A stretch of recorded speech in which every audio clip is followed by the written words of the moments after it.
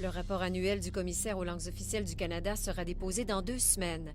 Graham Fraser a lancé en janvier une campagne de sensibilisation sur le droit des voyageurs à être servis dans la langue de leur choix. Mais l'efficacité de cette campagne est remise en question. La Fédération des francophones de Saskatoon dit qu'elle est insuffisante pour changer les mentalités. Et le Conseil des aéroports considère que les efforts de Graham Fraser pour promouvoir les droits linguistiques dans les aéroports sèment la confusion et créent des attentes irréalistes.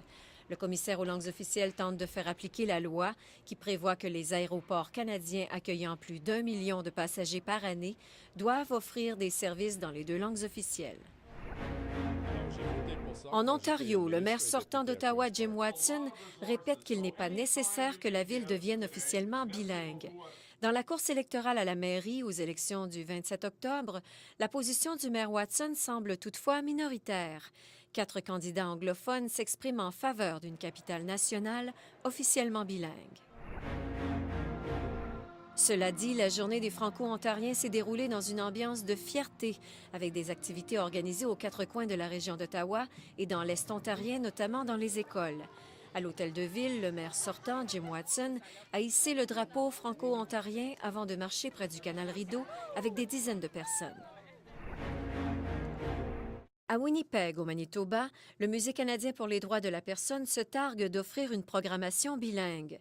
Mais lors de son inauguration, quelques erreurs de français se sont glissées dans le contenu des expositions et dans le guide des galeries. Le musée avait plus de 100 000 mots à écrire dans les 2 langues officielles. Un traducteur explique que les erreurs ont pu se produire à plusieurs étapes, dont la révision des épreuves au niveau de l'imprimerie. La direction du musée a indiqué qu'elle allait corriger la situation. En Saskatchewan, l'Association communautaire francescoise de Gravelbourg fait face à un important déficit de plus de 30 000 $. La présidente de l'organisme, Maria Lepage, dit que les fournaises du centre culturel Maillard ont dû être remplacées l'an dernier, ce qui a occasionné des coûts importants. Elle ajoute que l'association s'est vue refuser une subvention de 80 000 $ de patrimoine canadien. Par ailleurs, le Collège Mathieu de Gravelbourg reçoit une somme de 34 000 $ pour son programme d'alphabétisation pour adultes.